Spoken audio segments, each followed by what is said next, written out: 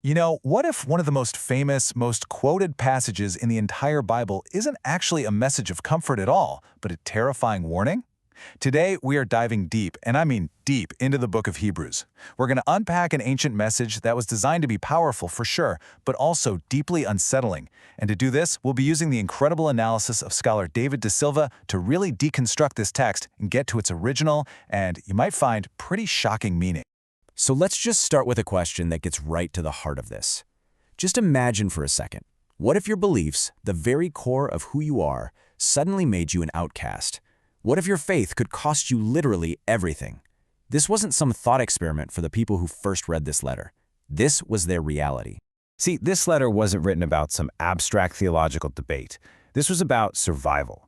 The people reading this were being shamed, they were being bullied, and they were being completely degraded by their neighbors. And they were tempted to just quit, to walk away from it all and go back to their old lives, to return to Egypt, so to speak, just to get back into society's good graces. The pressure on them was absolutely immense.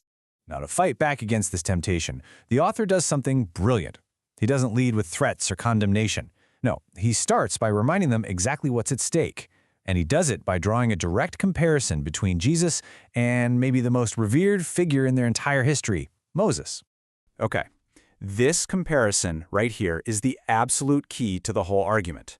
The author isn't trying to downplay Moses at all. He's saying, look, Moses was a faithful servant in God's house, which is amazing. But Jesus, well, Jesus is in a whole different category. He is the son over the house. He's the co-creator, the heir with ultimate authority.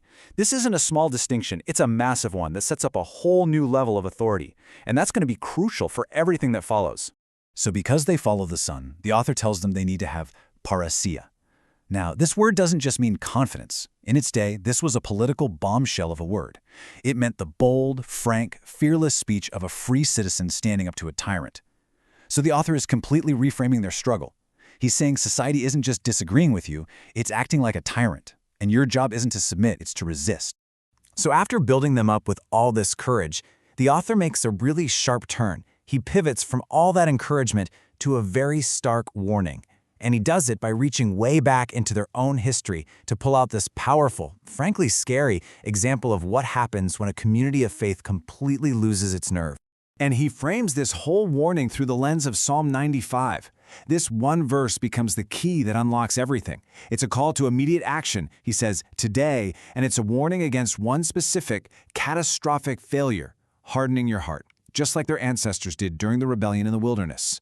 And this rebellion, right out of the book of Numbers, is basically a four-step tragedy.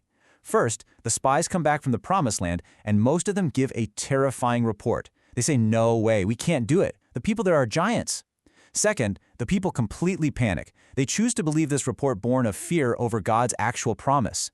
Third, their fear curdles into accusation. They actually accuse God of leading them out into the desert just to be killed, and they start making plans to go back to slavery in Egypt. And the final step? The tragic consequence? God swears that entire generation will never enter his promised rest. So when you boil it all down, what was the root cause? The author says it was two things. First, a deep, fundamental distrust in God's power and in his good intentions for them. And second, what naturally follows from that distrust. Disobedience, a flat-out refusal to move forward when God told them to, and the author wants his audience to see the terrifying parallels to their own situation. Okay, so here is where the author just raises the stakes to an entirely new level. He takes this idea of the promised rest that generation lost, and he completely redefines it. He shows his audience that what they stand to lose is infinitely greater than a piece of land. And that leads to the big question, right? When the psalm says they shall not enter my rest, what on earth does rest actually mean? Well, the author's about to pull off a brilliant and kind of mind-blowing reinterpretation of this whole concept. First thing he does is clear the table. He says, look, whatever this rest is, it can't just be the physical land of Canaan. It's not just a place on a map. Because if it was, well, the story would have ended a long, long time ago. And then he reveals the real prize. The ultimate rest, he says, is something so much grander. It is entry into God's own rest, the eternal heavenly Sabbath that God himself entered into after the work of creation. We're not talking about real estate. We're talking about entering the very presence of God himself. And he proves it with this really clever bit of scriptural logic. His argument is pretty simple, actually. He says, look, if Joshua leading the people into Canaan was the final fulfillment of that promise of rest, then why in the world was King David, hundreds of years later, still writing in Psalm 95 about a future today to enter that rest? It must mean the offer is still on the table and that the rest itself is something much, much bigger.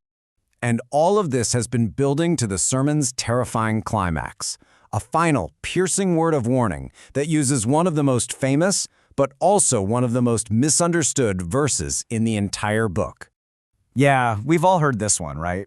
It's on posters, it's in songs, it's almost always quoted as a source of comfort or inspiration, about the power of the Bible.